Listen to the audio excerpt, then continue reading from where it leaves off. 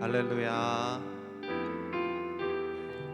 2024년 첫 번째 주일 예배에 오신 여러분들을 환영합니다. 서로 인사 나누겠습니다. 환영합니다. 네. 올해 첫 번째 예배를 여러분들과 함께 드릴 수 있게 되어서 정말 기쁜 마음으로 나아갈 수 있을 것 같습니다. 저희 이제 찬양으로 예배 시작하도록 하겠습니다. 주 하나님 독생자 예수 함께 찬양하도록 하겠습니다.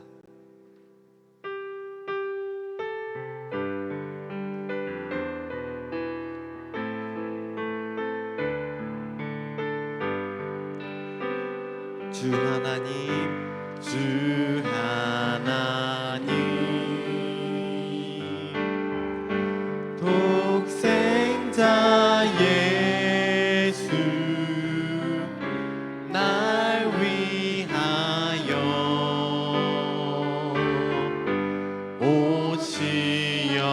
오시었네. 내 모든 죄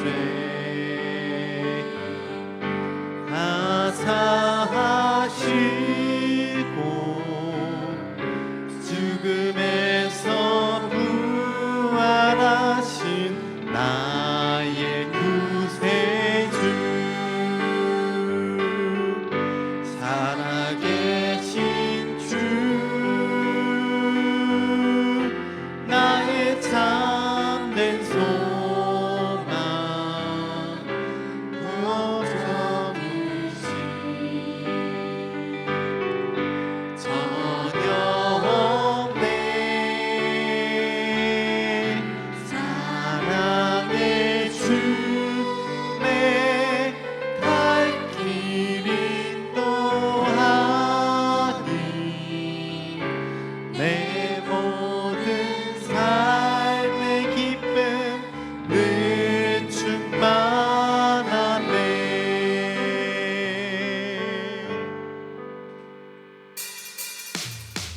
주 하나님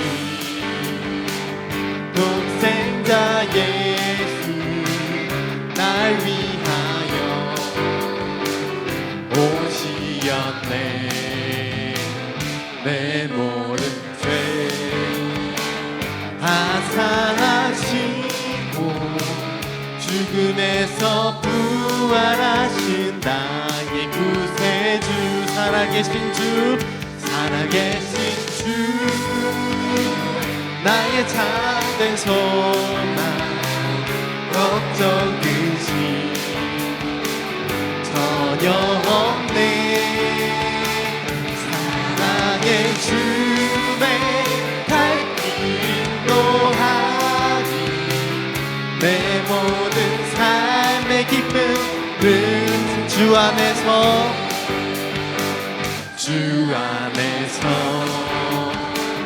거듭난 생명 누시는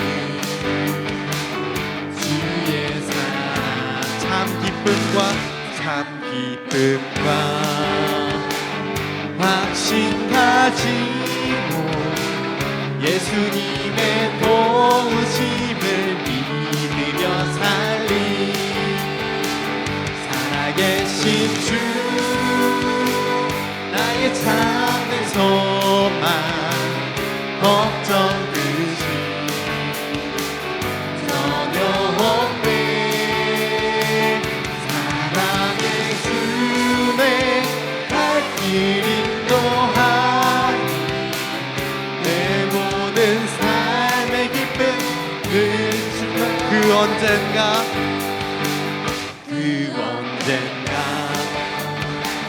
주 뵐 때까지 주들 위해 싸우리라. 승리의 길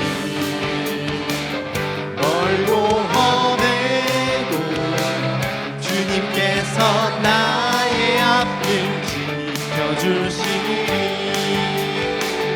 살아계신 주 나의 참된 소망 걱정 의심 전혀 없네.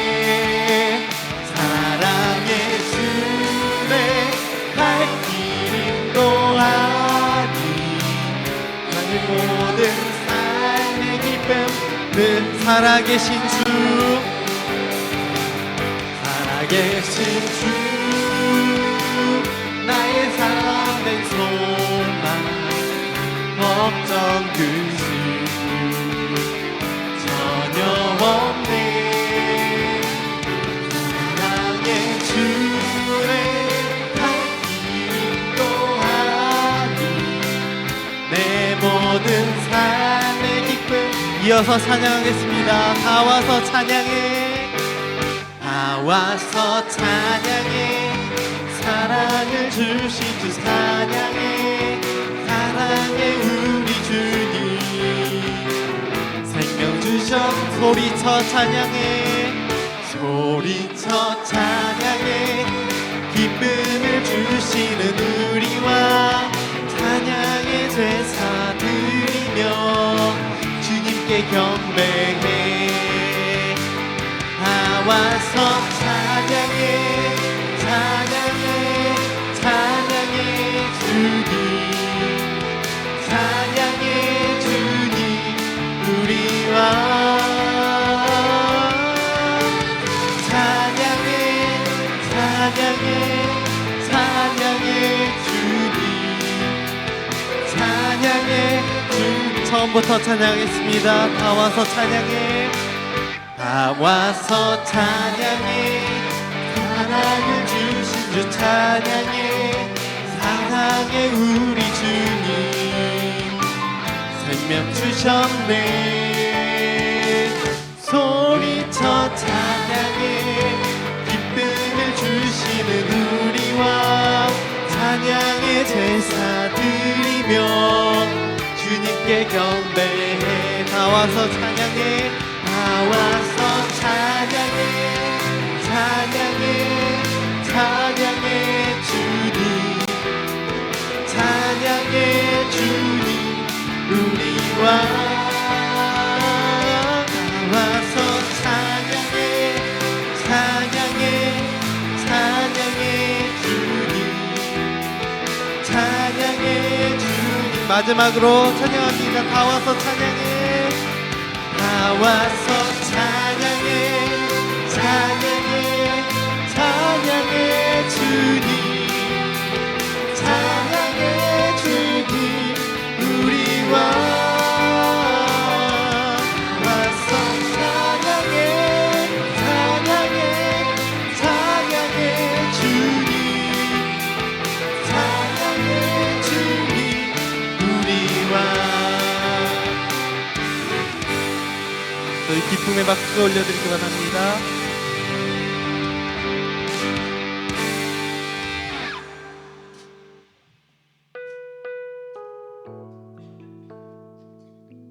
그래서 밤이나 낮이나 그리고 꽃들도 찬양하면서 예배를 향해 나아가도록 하겠습니다. 나의 소망 되신 주, 나의 소망 되신 주, 주를 바라봅니다.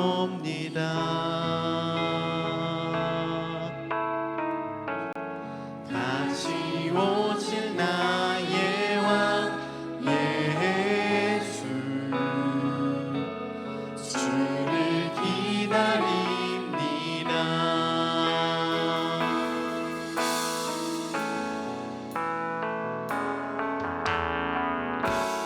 나의 소망 되신 주, 주를 바라봅니다.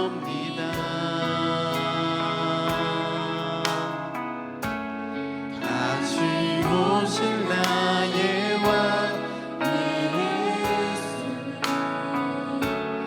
주를 기다립니다. 밤이나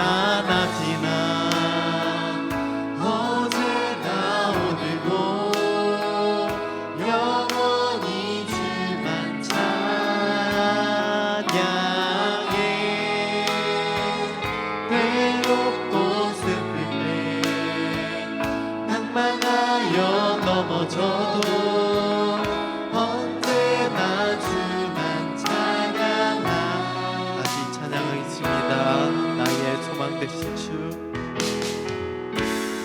나의 소망 되신 주, 주를 바라봅니다. 다시 오실 나의 왕 예수, 주를 기다립니다. 밤이나 낮이나 밤이나 낮이나 어제나 오늘도 영원히 주만 찬양해.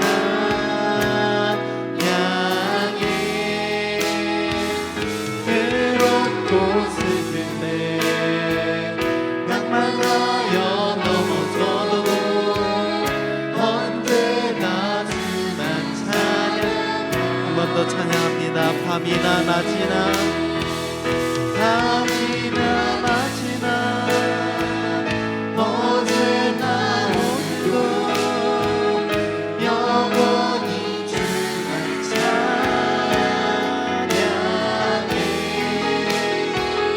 외롭고 슬플 때 낭만하여 넘어져도 언제나 주만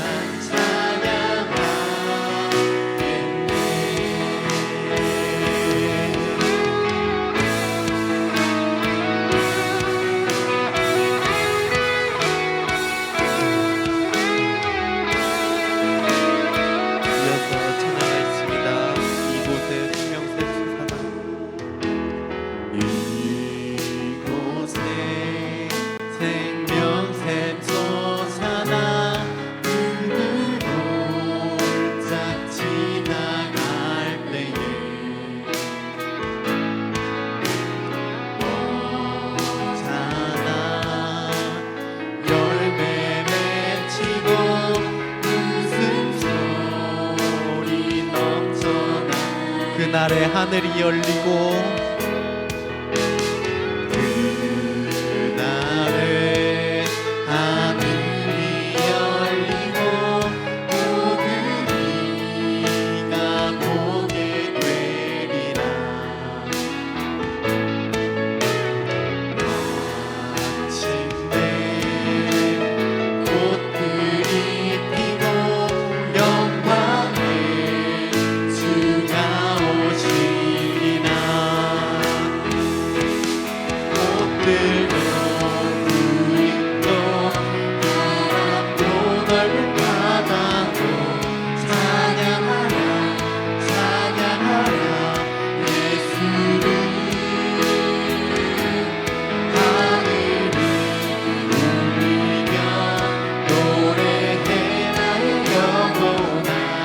은혜의 주 은혜의 주 은혜의 주. 다시 처음부터 찬양하겠습니다. 이곳에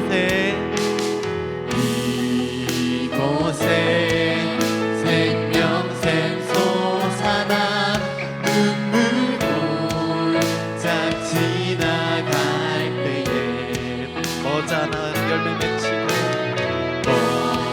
어자나 열매 맺히고 웃음소리 꽃들도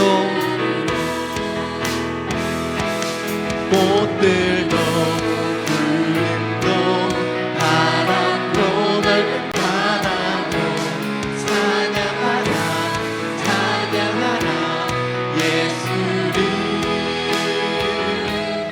하늘을 울리며 노래해 나의 영혼아.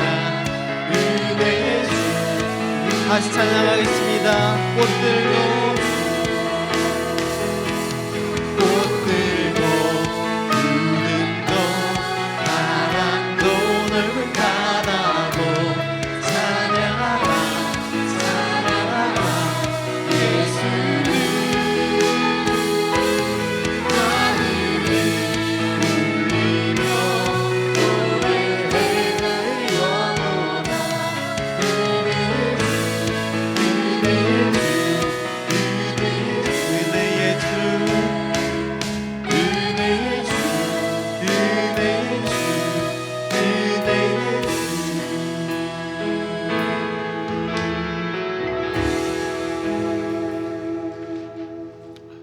다 같이 하나님 앞으로 나아갑시다. 예수를 향하여 찬양하며 더 가까이 하나님의 존재 앞으로 나아가 있습니다.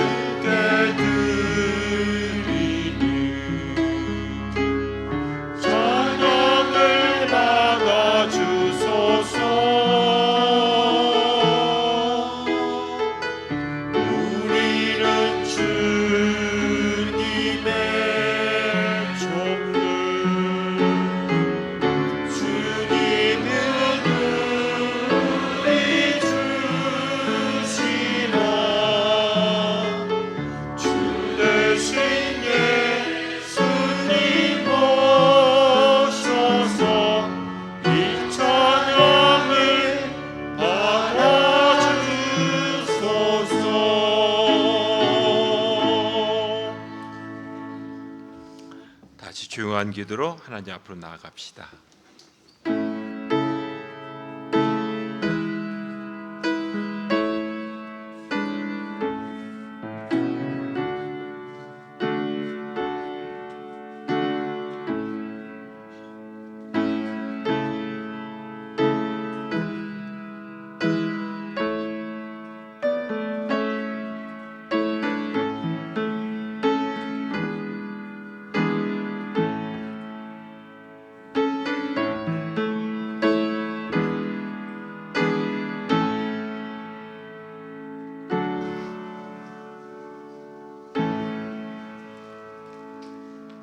세상의 주인 되시는 하나님께서 새로운 시간을 허락하시어 2024년 첫 주일 예배를 드리게 하시니 감사를 드립니다. 하나님의 자녀된 성도들에게 더 많은 복을 주시는 하나님을 믿으며 주님 앞에 믿음으로 예배하기를 원합니다. 이전에 임재해 주옵시고 첫 주일 예배를 드리는 모든 성도들의 삶과 가정 위에 화목과 평강이 임하게 하여 주옵소서. 성령님께서 임재하시고 우리 각 사람에게 필요한 합당한 은혜를 이 시간 내리어 주옵소서. 예수님의 이름으로 간절히 기원하옵나이다. 아멘. 예배 경배 찬양 1장 찬양 드리겠습니다.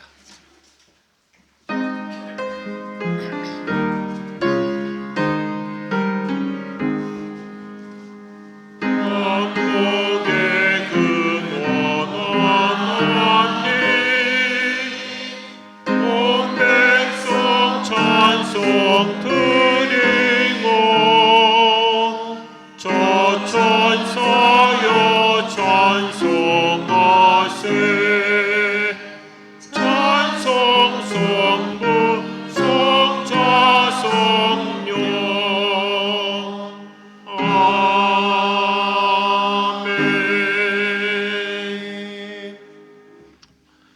고백과 소망의 기도 드립니다.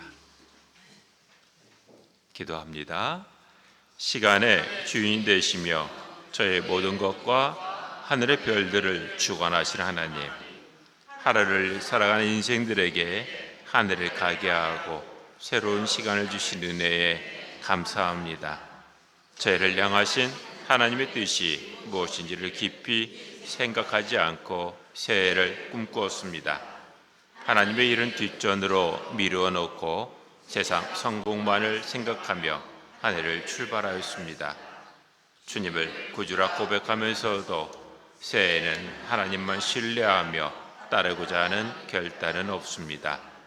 지난날의 모든 죄와 허물을 두렵고 떨리는 마음으로 회개하오니 용서하여 주옵소서. 새해에는 생활 속의 변화를 두려워하는 심령에게 용기와 믿음으로 변화를 이루게 하옵소서. 어둠의 땅에 빛으로 오신 예수님의 이름으로 기도드립니다. 아멘. 사도신경을 통하여 우리의 신앙을 고백합니다. 나는 전능하신 아버지 하나님, 천지의 창조주를 믿습니다. 나는 그의 유일하신 아들 우리 주 예수 그리스도를 믿습니다. 그는 성령으로 잉태되어 동정녀 마리아에게서 나으시고 본디오 빌라도에게 고난을 받아 십자가에 못 박혀 죽으시고 상사된 지 사흘 만에 죽은 자 가운데서 다시 살아나셨습니다. 하늘에 오르시어 전능하신 아버지 하나님 우편에 앉아 계시다가 거기로부터 살아있는 자와 죽은 자를 심판하러 오십니다. 나는 성령을 믿으며 거룩한 공교회와 성도의 교제와 죄를 용서받는 것과 몸의 부활과 영생을 믿습니다. 아멘. 교독문 121번 주연절 첫 번째 말씀을 교독합니다. 교독합니다. 여호와여, 주의 인자하심이 하늘에 있고 주의 의는 하나님의 산들과 같고 주의 심판은 큰 바다와 같으니이다.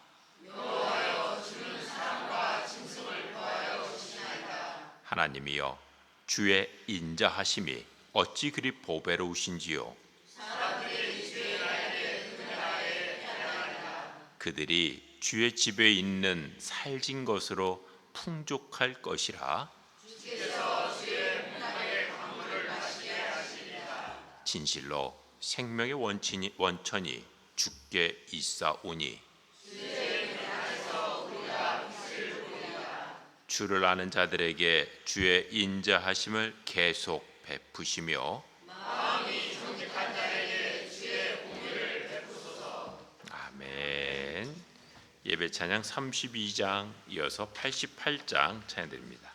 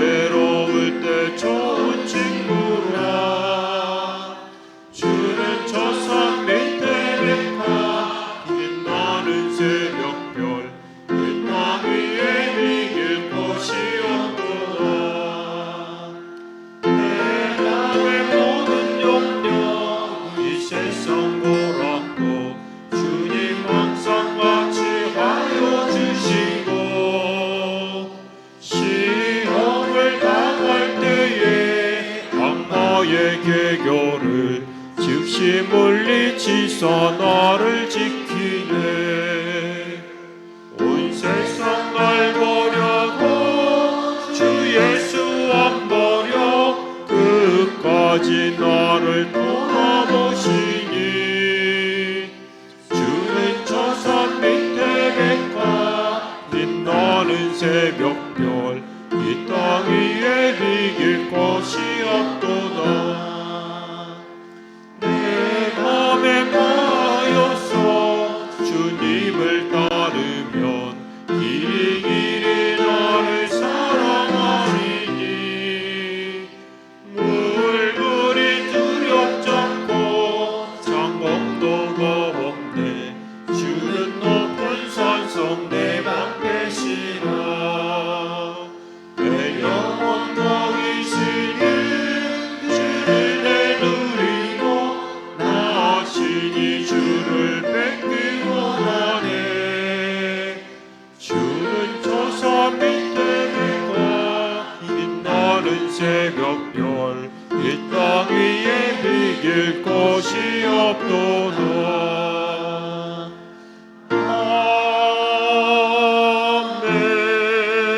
아멘.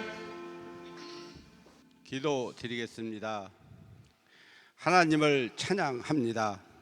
새로운 한 해를 허락하신 하나님께 감사와 영광을 돌립니다. 예배와 찬양과 기도로 한 해를 시작하니 새롭게 하시고 형통하게 하시며 승리하는 한 해가 되도록 축복하여 주시옵소서. 허물 많은 우리들을 구원하시고 오늘 주 앞에 나와 찬양하게 하시며 주님과 함께 시작하게 하시니 감사합니다. 올 한 해는 예배에 승리하게 하시고 말씀에 순종하게 하시며 기도에 응답받는 복된 은혜를 주옵소서. 또한 이웃을 용서하게 하시고 우리 심령이 새롭게 되어 주와 동행하는 승리를 주옵소서. 은혜를 사모하게 하시고 삶에게 충성케 하시며 감사로 열매 맺는 축복을 허락하여 주시옵소서.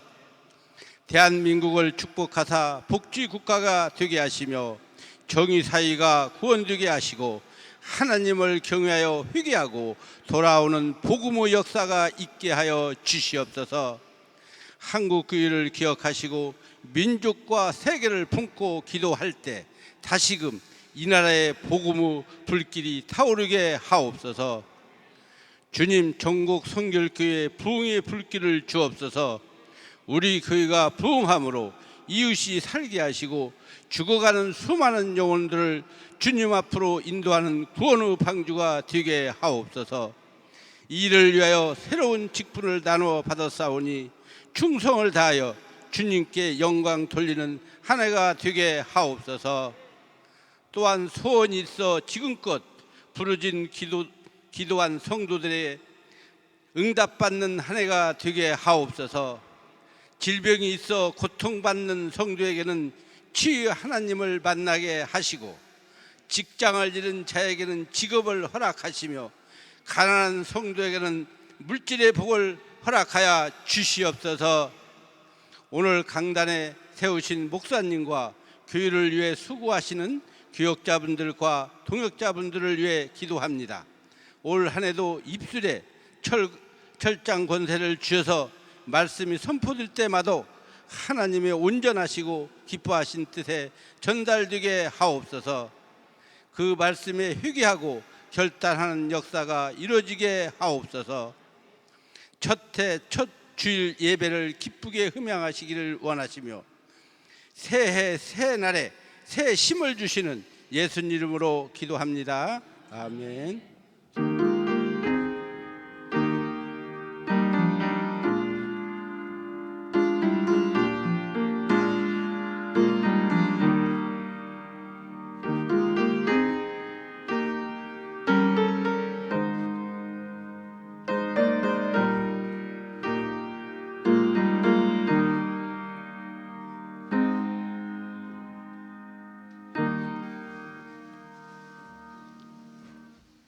하나님 말씀 보겠습니다. 마태복음 2장 1절부터 2절까지 말씀입니다.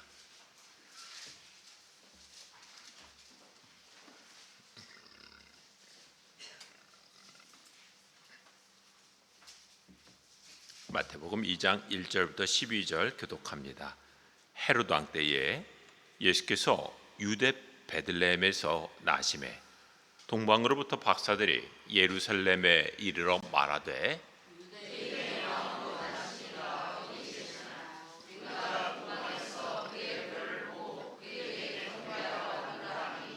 헤롯 왕과 온 예루살렘이 듣고 소동한지라.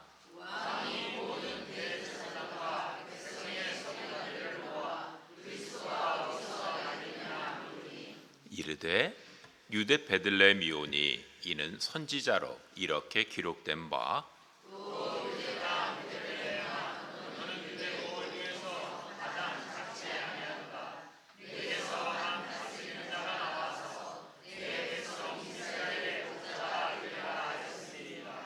이에 헤롯이 가만히 박사들을 불러 별이 나타난 때를 자세히 묻고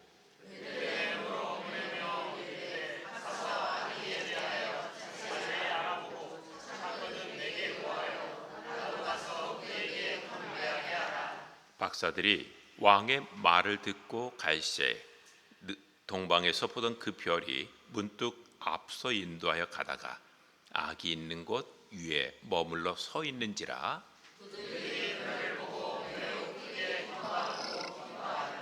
집에 들어가 아기와 그의 어머니 마리아가 함께 있는 것을 보고 엎드려 아기께 경배하고 보배합을 열어 황금과 유향과 몰약을 예물로 드리니라.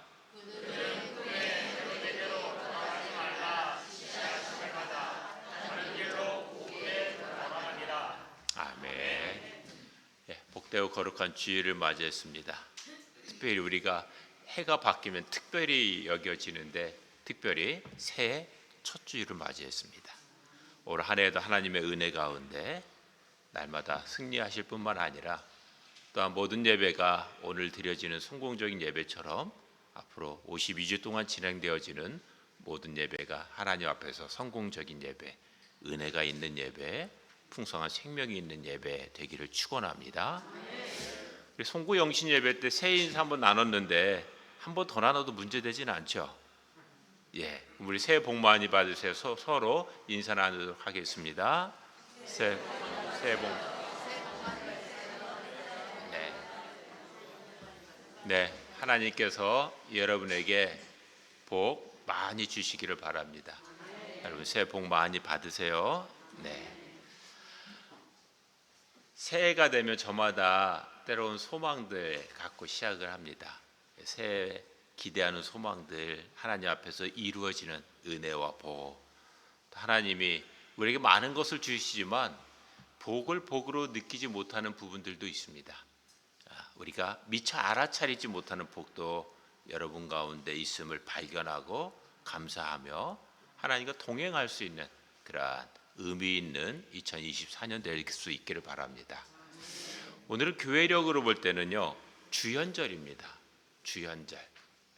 1월 6일을 세계교회가 주연절로 지키고 있습니다. 교회의 절기상 아주 중요하게 생각을 했는데 이상하게 한국 교회는 이게 절기가 겹치다 보니까 성탄절이 있고 송구 영신 예배가 있고 새해 첫 주일이 있고 그러면서 쑥 지나가다 보니까 오늘 주연절에 대한 의미는 저는 주연절이 교회 절기 가운데 있는지 어렸을 때 들어본 적이 없습니다. 그리고 신학을 하고 목회 일선에 나가서도 주연절에 대한 의미를 그렇게 강조하지는 않았습니다. 그런데 세계교회는 주연절을 지켜왔습니다. 그러니까 주연절이라고 하는 것은 한자로 보면 주인 주자에 나타날 현입니다. 주인이 나타났다는 것입니다. 주인이 나타난다. 그것을 두 가지 사건에서부터 시작이 되는데 하나는 오늘 본문 말씀입니다. 세계는 서방교회와 동방교회 이렇게 둘로 나눠져 있는데 주연절을 동방 박사가 별을 보고 찾아왔어요. 그리고 아기 예수께 경배하고 예물을 바쳤습니다. 그날을 기념해요. 그것이 서방 교회의 전통입니다. 그리고 동방 교회는요, 예수님께서 요단강에서 세례 요한에게 세례를 받으셨습니다. 그때 하늘로부터 음성이 듣죠. 이런 내 사랑하는 아들이다. 그러니까 성령이 비둘기같이 내리는 그 사건이 있었습니다. 그러니까 동방교회는 그 예수님께서 세례를 받으시고 하늘로부터 성령의 음성을 듣는 그 사건을 기억을 하면서 주연절이다. 그날이 주연절이다라고 그들이 정합니다. 동방교회, 서방교회 둘 다 같은 날을 이야기합니다. 1월 6일. 1월 6일을 주연절로 그들은 인식하고 주연절을 지켜요. 예수 그리스도께서 하나님의 아들이신 그분이 우리 가운데 공적으로 나타났다라는 거예요. 우리 가운데 그의 모습을 드러내셨다. 그 날을 기억하는 거예요. 그래서 교회의 주연절 절기는 1월 6일 어제부터 시작해서 제 수요일이라고 하는 사순절이 시작되는 그런 제 수요일까지 지켜집니다. 그래서 음력이 사순절에 해당이 되어져서 셋째 주일도 되고 넷째 주일도 되는데 그렇게 해서 주연절을 우리가 계속해서 지키게 돼요. 그래서 주연절에는 이 앞에 배너의 색깔이 하얀색입니다. 영광과 기쁨을 상징을 해요. 첫 번째 주일하고 마지막 주일은 산상 변모 주일인데 그날은 흰색을 사용하고 나머지 둘째 주부터 나머지 주간은 녹색을 상징합니다. 녹색을 통하여서 우리 영적인 성장, 예수 그리스도의 공생애를 묵상하면서 주님과 함께 영적으로 나아가는 그러한 의미에서 녹색을 사용하기도 합니다. 그렇게 해서 우리가 주연절을 지켜요. 오늘 주연절의 시작이 되는 동방박사 이야기를 통하여서 우리들이 이 2024년도 어떻게 어떠한 믿음, 어떠한 신앙의 자세로 살아가야 되는가를 함께 묵상하고 함께 은혜를 나누는 그러한 시간 되기를 바랍니다. 동방박사 어렸을 때 참 소재가 성탄절 성극 준비하거나 또 성탄절의 행사를 할 때는 꼭 동방박사 이야기가 들어갑니다. 아주 이 연극의 소재로 사용하기에 너무 좋습니다. 내용도 간단합니다. 그런데 동방박사 이야기가 모든 복음서에 다 있다라고 마태, 마가, 누가, 요한 다 있다라고 우리는 생각을 하는데 살펴보면 오늘 본문 말씀밖에 없습니다. 마태복음 2장만 기록을 해놓고 있습니다. 예수님께서 베들레헴에서 탄생했고 그 탄생한 곳에 동방박사들이 찾아와서 예수님 앞에 경배하고 예물을 드렸다라고 얘기합니다. 우리는 어렸을 때부터 동방박사였습니다. 그럼 무슨 박사인가요? 철학 박사인가요? 과학 무슨 박사인지는 모릅니다. 근데 박사다라고 하는데 근데 그것은 우리말로 번역을 하다 보니까 그런데 요즘은 동방박사에 넣고 각주를 달아놓기를 각주 거기 일이라고 써 있죠. 박사들이 1절에 보면 박사들인데 보면은 밑에는 점성가들이라고 그렇게 표현이 되어져 있습니다. 마구스라고 하는 원어를 쓰는데 거기서는 점성술사, 마술사 또는 지혜자라고 하는 뜻에서 사용합니다. 근데 우리는 기독교 신앙인들은 점성술 하면 뭔가 이교적이고 좀 주술적인 느낌이 들어서 점성술 하면 조금 이건 기독교적이 아니야라고 멀리하지만 그래서 아마 박사라고 하는 표현들을 우리가 사용했던 것 같지만 그런데 고대에는요 이 점성술사들 별을 관찰하는 사람들 오늘날로 보면 천문학자나 물리학자 정도에 해당이 됩니다. 하늘의 별, 하늘의 이치에 관심을 가지고 있던 이들입니다. 조금 이 천문학과 이 물리학이 오늘날과는 조금 다르지만 그러나 그들은 하늘의 특별한 별들을 관찰했고 그 별들이 하나님의 오묘한 이 섭리 속에서 운행이 되어진다라고 믿었어요. 그러니까 별을 보면서 하나님의 세계, 하나님을 창조하신 그러니까 보이지 않는 힘에 대하여서 그들은 생각을 했죠. 근데 그러다가 심상치 않은 별들이 나타나요. 오늘날은 이제 별이 새로 초신성들이 그런 별이 새롭게 나타날 때 다른 별보다 밝다라고 하기도 하고 별이 이제 질 때 이제 반짝 불꽃을 태우면서 반짝이는 그 별이다라고도 그렇게 학자들이 보기도 하지만, 근데 여하튼 간에 별을 관찰하면서 하나님의 역사를 생각을 했던 거예요. 우리에게도 이런 자세는 필요합니다.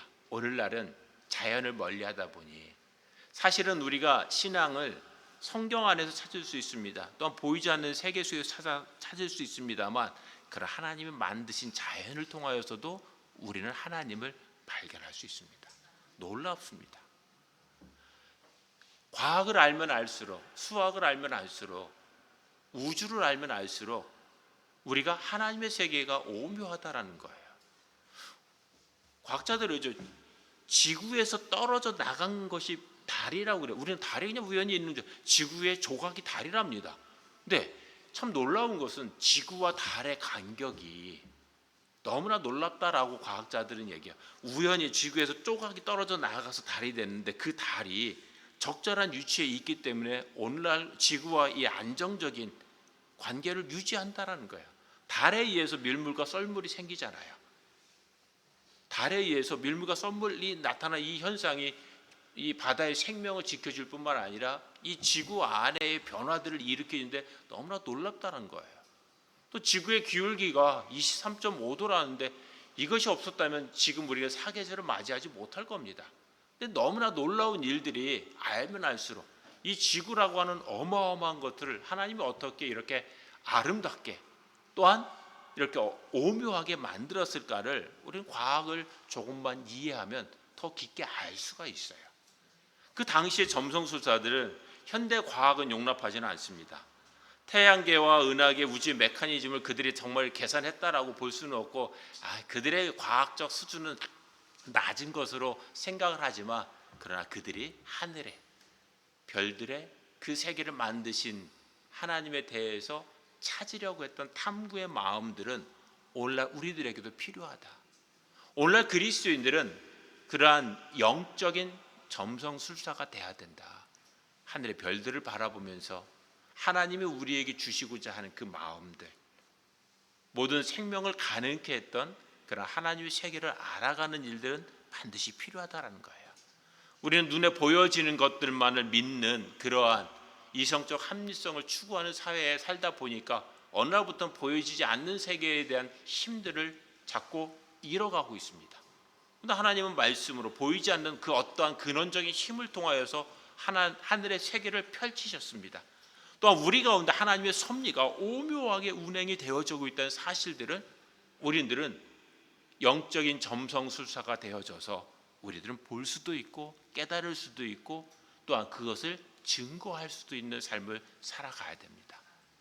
우리가 하나님 안에서 살아간다라는 것은 하나님이 나에게 늘 좋은 것으로만 주시는 분이야, 하나님이 나의 길을 인도하시는 분이야만 아니라 하나님 안에서 이루어지는 놀라운 세계를 보고 그 하나님의 세계를 인정하며 찬미하고 영광 돌리는 그런 삶을 살아가는 것이 영적인 그리스도인으로서 살아가는 것이다. 우리는 빛나는 영적 점성술사가 되어야 된다. 그래서 영혼의 점성술사가 되어져서 하나님의 일하심에 하나님이 우리 가운데 계심을, 특별히 내 안에서 역사하시는 분임을 우리 믿어야 된다. 그것이 믿음의 눈을 깨우는 것입니다. 그런 믿음의 눈으로 우리는 숨어있는 하나님의 섭리를 발견해야 돼요. 하나님의 현존은요 은폐되어 있지 않습니다. 하나님은 우리를 통하여서 하나님의 자신이 우리 가운데 머물러 계심을 드러내기를 원해요. 여러분을 통하여서, 여러분의 입술을 통하여서 우리들은 그러한 하나님의 일하심을, 영적인 세계가 오고 감을 아침마다 발견하고 저녁마다 우리는 감사하는 그러한 삶을 살아야 됩니다. 하루해가 뜨고 지는 것, 그냥 태양이 돌아서 한 바퀴 돌아 공전과 자전을 통하여서 하루가 가고 1년이 간다, 그러한 상식이 아니라 오늘도 우리 가운데 일하시고 오늘도 살아계시고 우리 가운데서 함께 하시는 그 하나님의 손길을 느끼는 그러한 2024년도 해가 되었으면 합니다. 그렇게 해서 영적으로 좀 깨어져 있어야 돼요. 어떤 이들은 하나님이 숨어 계시다라는 말씀 앞에 냉소적인 반응을 보이기도 합니다만, 그러나 우리는 깨어져 있어야 됩니다. 그래서 우리들이 냉소적인 태도가 아니라 이 일함을 봐야 돼요. 예술의 세계를 살아가는 이들의 고백은 다르잖아요. 그들은 해가 바뀌는 것을 그냥 봉전자전이라고 생각하지 않습니다. 하나님께서 지구를 움직이는 그 힘들을 이야기하고 있어요. 봄이 오는 것을 그냥 계절에 1월, 2월, 3월에서 봄이 온다가 아니라 바람이 실어 오는 봄의 소리를 발견하고 그 봄의 소리를 찬미하는 시인도 있고 그것을 그림으로 그리는 이들도 있습니다.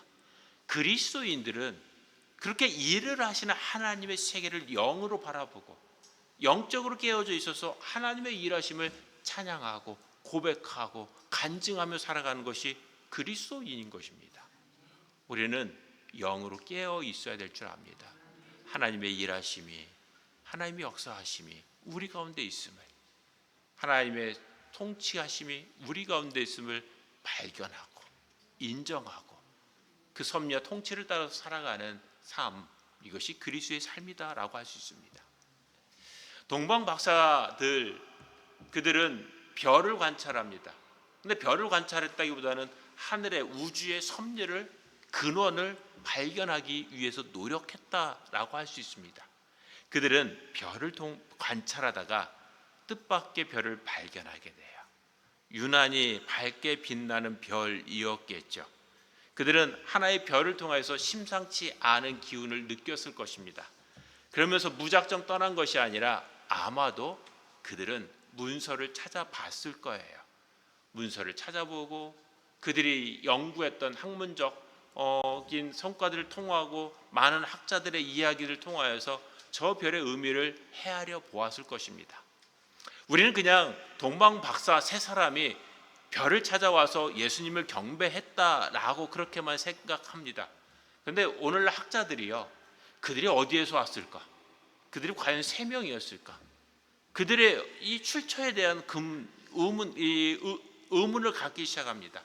그래서 많은 이들이 그들이 인도에서 왔을 것이다, 그들이 페르시아, 지금의 이란이나 이라크 지역에서 왔을 것이다. 대부분이 페르시아 지역을 이야기합니다. 이란 지역을 이야기해요. 그곳 사람들 이란, 이라크 그쪽 지역은요, 성경과 전혀 무관한, 하나님의 역사와 전혀 무관한 곳은 아닙니다. 그들이 400여 년 전에 이스라엘이 머물렀던 곳이 그곳이었습니다. 우리 다니엘 잘 알죠. 에스더 이야기도 알죠. 소선지서에 나타났던 그러한 선지자들의 이야기가 배경이 되어졌던, 나라를 잃었던 이들이 떠났던 곳이 바벨론이고, 바벨론이 멸망하고 등장한 곳이 페르시아입니다. 400여 년이 지난 뒤에 페르시아에서는 아마도 그곳에 있는 유대인들이나 그들의 예언들이 남아있지 않았을까. 그래서 동방 박사들은 우연히 별을 쫓아온 것이 아니라 그 별이 과거 수백 년 전에 있었던 예언자들을 통하여서 메시아의 별로 인지되었을 수도 있었을 것이다라고 학자들은 그런 이야기도 하고 있습니다. 어찌됐든 간에 동방 박사들은, 그들은 별을 따라서 길을 떠나게 돼요. 그들의 여정은 약 요즘 거리로 하면 1600km 정도 되니까 쉬운 여정은 아닙니다. 근데 그들은 길을 떠나요. 그래서 마침내 유대에 도착해요. 자, 2절 말씀을 한번 보겠습니다. 2절입니다. 유대인의 왕으로 나신 이가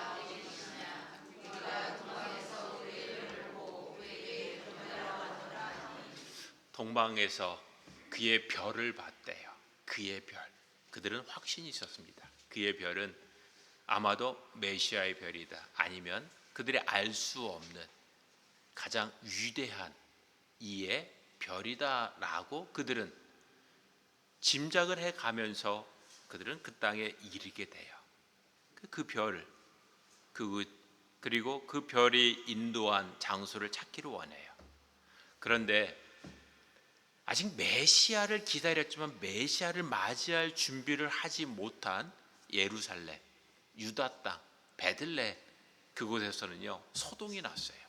3절 말씀을 보면 같이 읽겠습니다. 헤롯 왕과 온 예루살렘이 듣고 소동이 일어났습니다. 이 당시에 이스라엘은 로마의 지배를 받고 있었고 그들을 다스리던 왕은 헤롯 대왕이라고 하려. 헤롯이 성경에만 4명, 5명 등장합니다. 그리고 당시 헤롯의 왕조라고 하는데 그쪽에서 헤롯이라고 하는 이름은 6명에서 7명 정도로 그렇게 발견이 되어지는데, 오늘 성경에 기록된 헤롯은 헤롯 대왕을 이야기하는데, 그들은 메시아를 유대인들은 기다렸어요. 그런데 정말로 기다렸지만 그들은 맞이할 준비는 안 돼 있었다라는 거예요. 특별히 헤롯 대왕은 위기의식을 느낍니다. 헤롯 대왕은 헤롯의 왕조의 왕인데 그는 유대인은 아닙니다. 우리가 야곱의 형 에서가 있는데 에서의 후손들이 에돔 족속입니다. 이 헤롯은 에돔 족속입니다. 근데 에돔 족속이었는데 그 에돔 족속이었던 그들이 유대교로 아버지 때에 개종을 했어요. 아주 정치적인 수단이 뛰어난 그 아버지의 영향으로 나라가 혼란스럽거든요. 뭐 알렉산더도 있고 페르시아도 있고 로마도 있고 계속해서 나라가 바뀌는 그 과정 속에 로마와 선이 되어져서 이제 헤롯의 왕조가 이스라엘의 분봉 왕이라고 우리가 알려지는 그렇게 왕조를 그들이 이루고 그들이 그 땅을 통치하던 시기입니다. 지금도 헤롯의 왕조는 이스라엘 사람들은 좋게 여깁니다만 기독교인들은 헤롯 그러면 우리는 대단히 싫어합니다.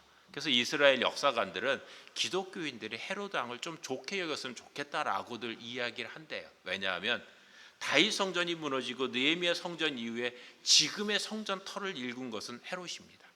헤롯이 유대인들의 환심을 쌓으려고 하는 목적도 있었고 또한 야망도 있었고 또한 종교적 열심도 있어서 지금의 예루살렘 성전을 건축을 하고 있었어요. 그러니까 예수님 당시에 성전은 계속해서 건축이 되어지고 있었던 거예요. 그리고 로마의 형태의 도시들을 많이 만들었습니다. 그래서 유능한 왕으로 그렇게 역사가들은 판단을 하고 있어요.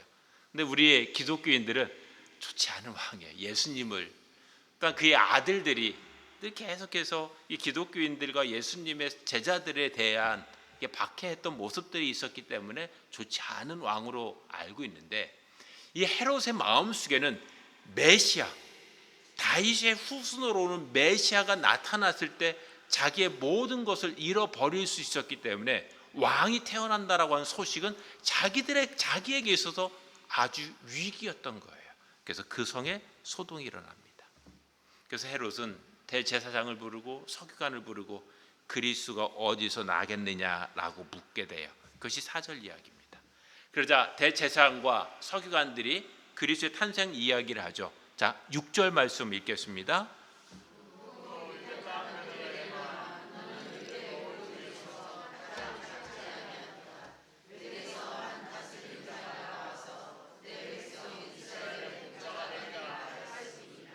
학자들은 미가서 5장 2절 말씀을 이해해서 그리스도가 베들레헴에서 탄생한다라고 이야기합니다. 예루살렘 인근이고요, 아주 촌입니다. 이제 동방 박사들이 그곳에 이야기를 하고 또한 박사들이 어떻게 왔는지 8절에 보면 자세히 그들에 대해서 묻고 그곳에 경배하면 자기에게도 알려달라라고 얘기합니다. 그 자기에게 알려달라고 하는 것이 훗날 보니까 이제 경배하기보다는 이제 자기의 정적을 제거하려고 하는 마음이었던 것 같아요. 그래서 헤롯이 나중에 죽기 전에 이 예루살렘 인근의 어린 아이들을 죽였다라고 하는 그러한 역사의 기록이 남아 있기도 합니다. 동방 박사들은 결국 헤롯의 말을 듣고 그들은 다시 별을 쫓게 돼요. 그래서 10절에 보면 우리 10절 말씀 읽겠습니다. 그들이 별을 보고 매우 크게 기뻐하고 기뻐하더라. 그들은 별을 따라서 예수님의 탄생의 장소에 이르게 됩니다. 그리고 그들은 마침내 예수님을 경배하게 돼요. 예수님을 경배합니다.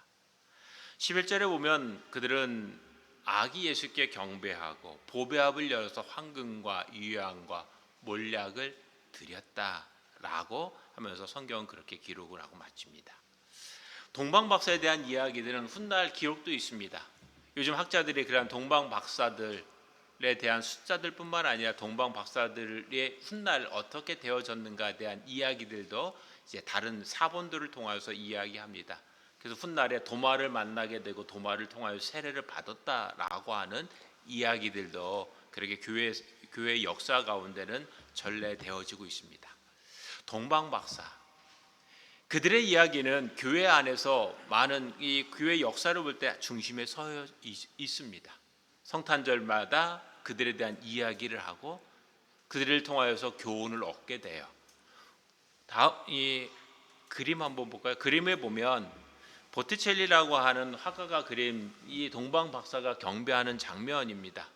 그 가운데 있는 동방 박사 주변에 동방 박사들 요즘 우리들은 그냥 황금과 모략과 유향을 들렸다 해서 각각 하나씩 들고 왔을 거다라고 해서 몇 명이에요? 동방 박사 하면 3명 얘기합니다만 3명이 아닐 수도 있다라고 하는 것이 그래서 최대 12명까지도 생각을 합니다. 근데 3개 드렸으니까 3개 거다. 그러니까 중세의 화가의 그림이고요. 또 다른 그림도 루브르 박물관에 있는 루벤스라고 하는 화가의 그림인데 동방 박사들이 예수를 경배하는 장면입니다. 우리가 동방 박사 이야기를 통하여서 우리가 깨달아야 되고 또한 우리가 배워야 되는 교훈이 있다면 그들이 태어날 아기 예수께 집중했다라는 거예요. 아기 예수께. 어쩌면 그들은 살아있는 권력, 현존하는 왕, 눈에 보이는 왕을 찾았겠죠. 그런데 태어날 왕을 통하여서 미래를 보았다라고 하는 것은 의미 있습니다. 어느 신학자가 그래요. 모든 아이들은 잠재적 메시아다라고 하는 표현을 씁니다. 그가 어떻게 양육되어지고 어떻게 사랑받느냐에 따라서 하나님의 신적인 능력도 나타날 수도 있는 메시아성을 나타낼 수도 있는 존재들이다라는 거예요. 그래서 모든 인류는 모든 아기에게 관심과 집중을 기울여야 됩니다. 아기에게 관심을 가져야 됩니다.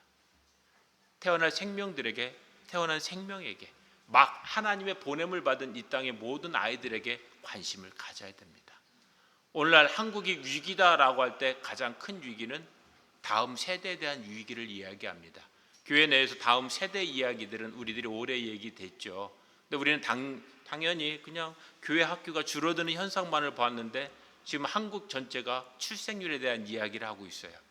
지난주 주중에 신문에 보니까 국민일보에 그 여의도 순복음교회가 아이 출산에 관심을 갖기 시작했다.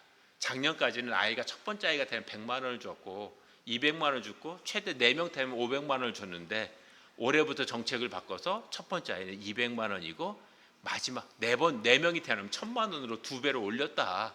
그만큼 심각한 문제이다라고 하면서 아기 출생에 대한 이야기를 하고 있습니다. 우리 교회도 논의를 해봐야 되겠습니다. 다음 세대가 중요하죠. 그래 출생한 아이들이 또한 어떻게 보살핌을 받느냐, 어떻게 양육되었느냐 대단히 중요합니다. 우리는 다음 세대에 대한 관심을 가져야 돼요. 동방 박사들은 작은 아이를 통하여서 하나님의 영광이 그 아이를 통해서 나타났다는 거 본 거예요. 우리들은 작은 아이, 작은 생명에 대한 관심을 잃어버린 지 오래입니다. 작은 벽시 하나가 그것이 100배, 200배 그 이상의 열매를 맺는 것처럼 우리들도 우리 안에 이루어지는 생명에 대한 관심들을 가져야 된다는 거예요. 영적인 점성술사 박사로 살아간다는 것은 세상 사람들은 경제의 논리를 가지고 사람을 바라보고 생명을 바라봅니다만 이것이 가치 있어? 이것이 수입이 돼? 이것이 나에게 너에게 도움이 되는 거야?를 따집니다만 우리는 거룩한 투자가 우리 가운데 필요하다라는 거예요. 어떤 분들은 꽃꽂이 하는 것에 대해서 대단히 불편한 마음을 갖는 분들이 있습니다. 꽃꽂이 하지 말고 그 돈을 가난한 자를 섬기면 좋을 텐데 라고들 얘기합니다만 그런 한 송이 꽃이 피어나고 또 한 송이 꽃을 통하여서 느껴지는 또 다른 세계가 있다라는 거예요. 보이지 않는 값으로 매길 수 없는 세계를 볼 수 있는 눈을 가지고 살아가는 이들이 영적인 점성술자다. 별을 보고 살아가는 사람들의 모습이다. 여러분 새해에는 별을 보고 살아갈 수 있기를 바랍니다. 밤하늘의 별들이 전국에도 잘 안 보입니다. 그런데 제인폭포만 가도 별이 엄청 보입니다. 여러분 그 연천 땅에 우리가 살고 있으니까 별을 좀 바라보며 살아갑시다. 하늘의 별들 저 멀리 우주 어느 곳에서 별이 비춰지는 알 수는 없지만, 그러나 그 별이 어딘가에서 반짝이는 그 별이 우리들의 눈에 비춰진다는 것은 저 너머에도 생명이 있고 그 생명을 있게 하고 존재케 하는 하나님의 손길이 있음을 우리는 믿지 않습니까? 믿는다면 그 세계에서 보내지는 메시지를, 또한 그 세계에서 보이지 않는 곳에 찾아오는 그 힘을 우리는 느낄 수 있어야 됩니다. 또한 우리 가운데 살아계시고 지금도 생명이 되어주시는 그 하나님이 내 내면 안에 깊은 곳에 우리의 영혼을 살리시고 우리에게 생명이 되시는 그 하나님의 손길을 느낄 수 있는 그러한 해가 되어야 된다. 작은 것, 잃어버리기 쉽고 놓치기 쉬운 그 생명 안에서 우리는 생명을 발견할 수 있어야 된다는 사실입니다. 또한 동방박사를 통하여서 우리들이 발견하게 되어지는 것은, 그들은 알 수 없는 아이였지만 별의 인도를 따라서 그 아이에게 이르게 되고 그들이 황금과 유향과 몰약을 예물로 드리고 있다라는 사실입니다. 여러 가지 거기다 해석을 붙입니다. 황금은 유대인, 아니 온 세계의 왕이신 왕 대신 예수께 드리는 것이다. 유향은 제사장을 상징하는, 왕 같은 제사장으로 이 땅에 오신 예수를 상징하기 때문에 유향을 드렸다. 몰약은 예수님의 십자가의 죽음을 상징하며 그들이 드렸다라고 얘기합니다. 그러니까 어떤 의미를 부여할 수 있습니다. 그러나 무엇보다도 우리가 살필 것은 그들이 가장 좋은 것을 드렸다라는 것입니다. 그들이 왕 대신 예수 그리스도를 만나기 위하여서 그들은 정성을 다하여서 전부를 그들과 하나님 앞에, 메시아 앞에 드렸다라는 거예요. 인생을 살아가면서 우리들은 결국 드림의 삶을 살아갑니다. 예수님께서 이 세상에 오셔서 자신을 생명으로 드리셨습니다. 하나님을 섬긴다라는 하는 것은 결국 드림인 것입니다. 우리의 삶을 드리는 것이고 우리의 시간을 드리는 것이고 생명을 드리는 것이고 우리의 물질을 드리는 것입니다. 자본주의 살다 보니까 우리들이 왜곡된 이 신앙관을 가지고 살아갑니다. 그러나 우리가 하나님 앞에 살아간다라고 하는 것은 그런 왜곡된 신앙관이 아니라 바른 신앙의 자세를 가지고 살아가는 거예요. 경제적인 세상이 주는 그런 관점이 아니라, 이것을 모으면 얼마가 될 텐데가 아니라, 이것은 하나님 앞에 드림으로 하나님께서 일하시면 놀라운 역사가 나타난다고 하는 거룩한 제물로서 우리는 우리 자신을 드릴 뿐만 아니라 우리의 삶을 드리고 시간을 드리고 물질을 드릴 수 있는 그런 삶을 살아가야 된다라고 하는 의미를 담고 있습니다. 여러분, 동방박사는 그들은 예수 그리스도가 메시아가 유대인의 왕이 누군지를 알지 못했습니다. 그럼에도 불구하고 그들은 드렸다라는 거예요. 그들은 놀라운 별에 대한 집중력을 가지고 아기 예수를 만나고 경배하고 예물을 드리고 있습니다. 오늘 우리에게 필요한 것, 특별히 새해를 맞이하면서 우리에게 필요한 것이 무엇인가를 생각해 본다면, 우리는 별에 대한 집중력을 가지고 결국 아기 예수를 만났던 그들처럼 우리의 별 되시는 예수 그리스도에 대한 신앙의 집중력을 가지고 예수 그리스도 앞에 나올 수 있어야 된다는 것입니다. 점성술사인 그들은 하늘의 수없이 많은 별들을 가운데 특별한 별을 발견했어요. 그것은 보통 별이 아니구나, 특별하구나. 그들은 그 특별함에 매료되어져서 그 별을 놓치지 않습니다. 그리고 그 별을 따라서 일상을 포기하고 별을 따라 여행을 시작합니다. 어쩌면 그 여행이 얼마나 될지 그들은 감히 어디까지 가야 될지 그들은 예측할 수 없는 그 여행을 그들은 시작했어요. 자신의 인생을 걸고 만류하는 가족들을 내려놓고, 어쩌면 그의 생명을, 여행한다는 것은 생명까지도 내려놓는 결단이 필요하지 않습니까? 2000년 전에 그들은 모든 위험 요소를 내포한 채 알 수 없는 여행을 떠났다라는 거예요. 1600km, 오늘날의 수치로 그렇습니다. 만일 우리들이 갈 길이 1600km야 라고 하면 어떠한 여행 끝이 어디야 라고 하는 알기 때문에 그들은 그렇게 힘들진 않았을 거예요. 그러나 그들의 여행 끝이 어디인지도 모른 채 그들은 그 길을 떠났던 거예요. 그래서 결국 예수를 만났던 겁니다. 그들은 결코 그들의 여행 중에 수없이 많은 난관도 있겠죠. 별이라는 것이 대낮에는 발견할 수 없기 때문에 한밤중에만 별을 발견해야 됩니다. 때로는 한밤중에 길을 떠날 수도 있고요. 또한 낮에 길을 여행을 하면서 밤에 다시 별이 뜨기만을 기대할 수도 있었을 것이고요. 아무것도 얻지 못한 상태에서 중간에 포기하고 싶은 마음도 그들 가운데는 있었겠죠.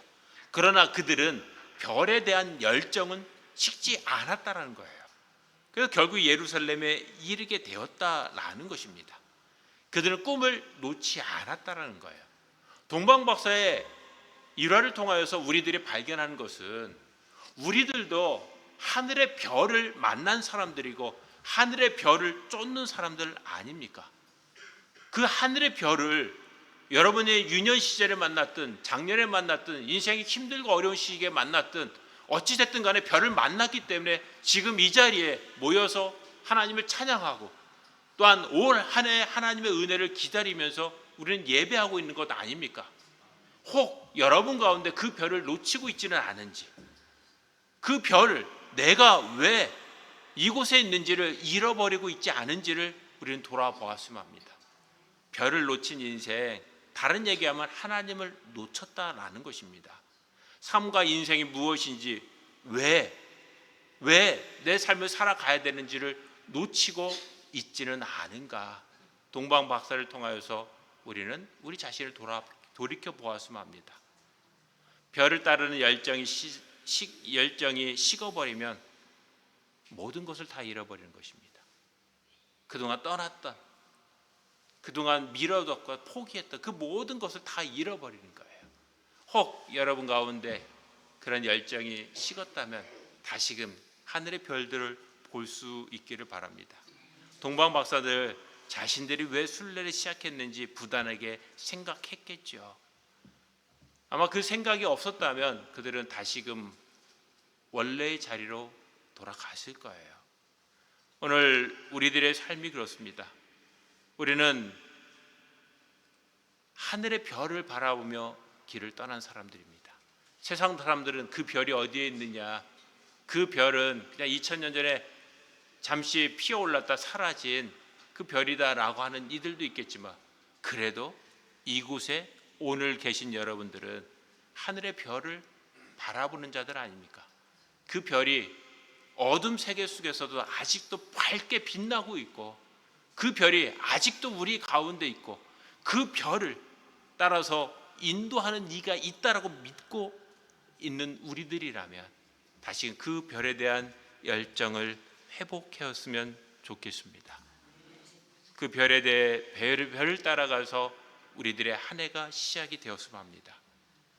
별을 따라가는 또 한 해가 우리들에게 시작이 되었습니다. 이제 별을 보고 생명의 근원을 찾았던 동방 박사들처럼 여러분들도 별을 찾아서 그의 별을 보고 기뻐하는 그날까지 우리들의 신앙의 여정을 이어갔으면 합니다. 때로는 은밀한 가운데서 우리들이 그 별이 어둠에 가려서 보이지 않는다 할지라도 우주 저편에서 밝게 빛나고 있는 그 별을 잃어버리지 않고 놓치지 않고 우리들의 여정을 나아갔으면 좋겠습니다. 그래서 결국 그 별을 보고 예수 그리스도의 탄생을 기뻐하고 경배할 수 있기를 바랍니다. 그림 속에 있는 동방 박사들의 얼굴을 가만히 보면 그들은 기뻐합니다. 그리고 그들은 다른 것에 관심이 없어요. 주변에 다른 사람들의 시선들이 때로는 예수에게서 멀어지고 예수가 아닌 다른 것에 관심을 보이는 이들도 있습니다. 그러나 그 박사로 생각되어지는 그 주인공들은 오직 예수에게만 집중이 되어져 있어요. 그들이 마음에 별을 발견했기 때문에 그들이 10절 말씀처럼 별을 보고 크게 기뻐하고 기뻐하더라. 우리의 올 한 해에 우리의 마음이 그랬으면 좋겠습니다. 그의 별을 보고 기뻐하고 크게 기뻐하는 여러분의 올 한 해가 기뻐하고 기뻐하는 그러한 해, 별을 보고 별로 인하여서 기뻐할 수 있는 그런 은혜가 넘치는 해가 되기를 주님의 이름으로 축원합니다. 하나님 아버지, 저희들에게 새 해를 주시고 또 주연절 절기를 주셔서 다시 한번 예수 그리스도의 오심과 또한 새해를 우리에게 주신 하나님의 은혜를 기억합니다. 하나님, 예수 그리스도의 별을 보고 먼 길을 떠나며 그들이 힘들고 어려운 과정이 있었지만 그럼에도 그 별을 놓치지 않고 결국에 예수님을 만나고 경배하고 예수님 앞에 자신들의 모든 것을 드렸던 동방박사의 이야기를 보면서 우리들의 신앙의 여정을 생각해 봅니다. 하나님, 우리들도 어느 순간에 그리스도의 별을 보게 하셨고 우리들로 하여금 그 별을 따라가게끔 부르신 이는 하나님이심을 믿습니다. 그 은혜의 하나님을 기억하게 하시고 혹 우리들이 삶의 많은 질곡으로 인하여서 또한 유혹으로 인하여서 그 별을 놓치고 살았다면 다시 한번 그 별에 대한 기대와 소망과 의미를 발견하며 식은 열정이 회복이 되어지게 하여 주옵소서. 예수님의 이름으로 기도합니다. 찬송가 95장 찬양하며 우리 몸과 마음 예물 드리겠습니다.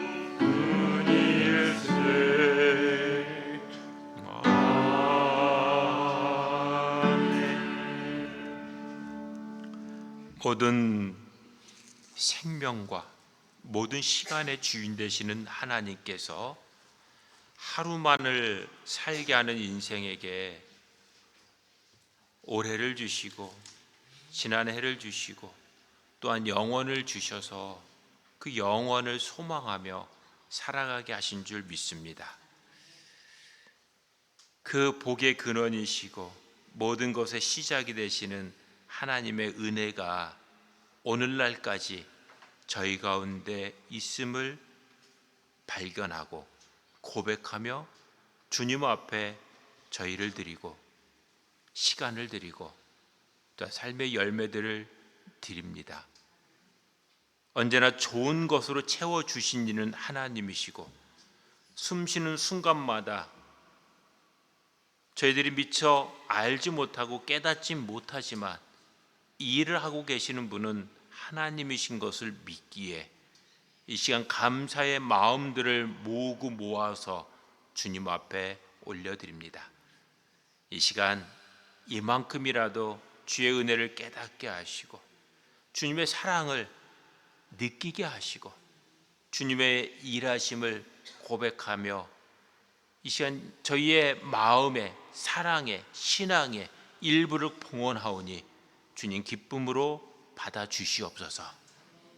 주님께서 공급하시는 힘과 주님께서 사랑하시는 그 열정의 결과로 얻은 소출을 수입을 주님 앞에 10의 1조를 드립니다. 저들의 가정에 부모들이 헌신하는 모습들이 자녀들의 심령에 부분이 되어지게 하시고 저들을 주님 자녀 삼아 주셔서 하나님 저들의 삶에 놀라운 은혜가 있기를 원합니다. 저들도 하나님이 우리 가정 위에 우리의 삶 가운데 일하고 계시는 분임을 발견하고 고백할 수 있는 귀한 자녀들 될 수 있도록 축복하셔서 다음 세대에 대한 걱정도 근심도 염려도 사라지게 하여 주옵소서. 이 시간 또한 거룩히 하나님의 주신 은혜를 사모하며 감사의 예물을 드립니다. 또한 여러 목적 예물을 주님 앞에 드립니다.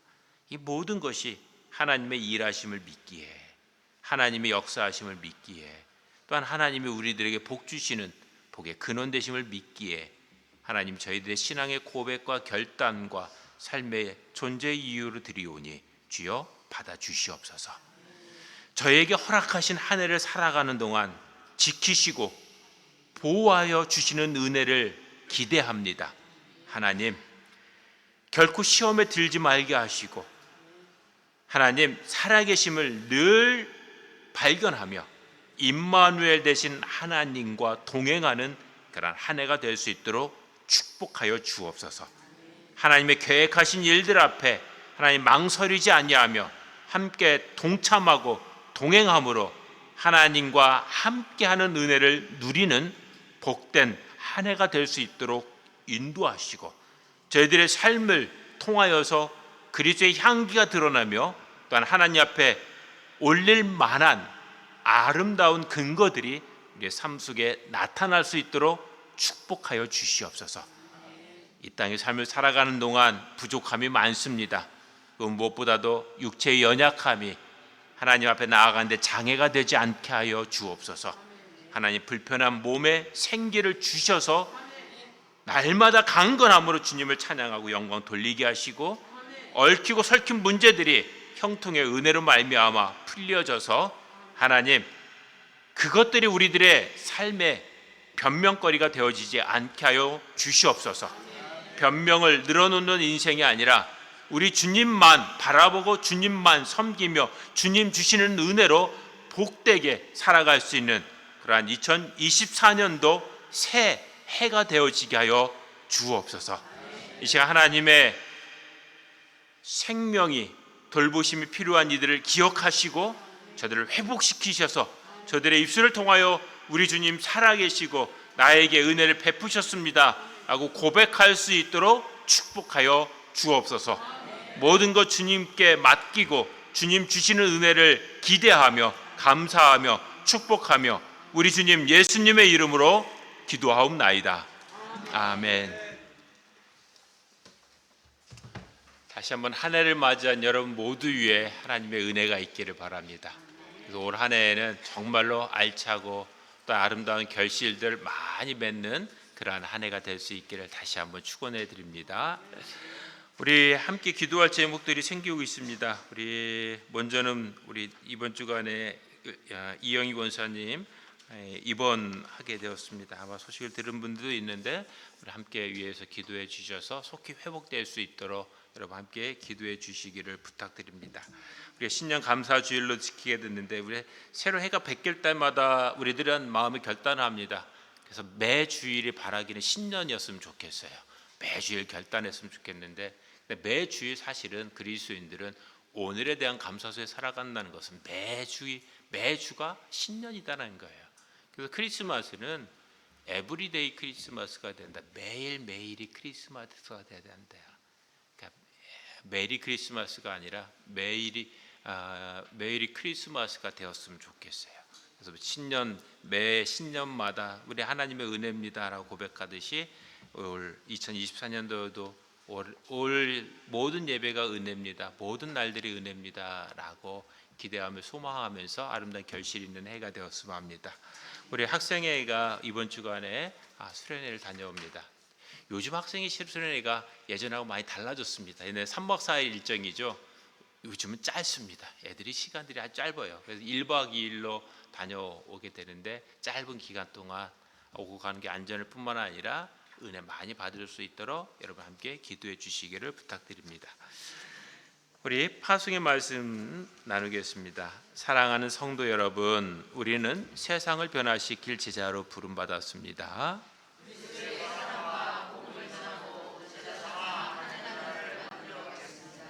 아멘.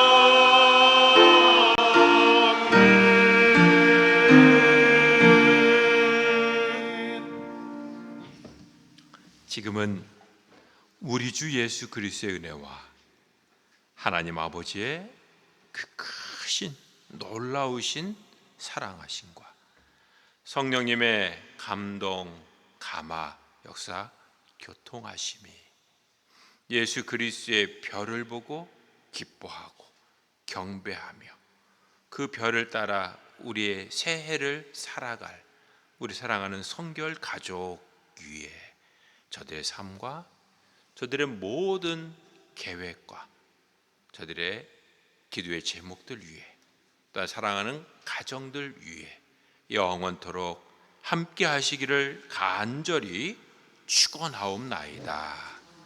아멘.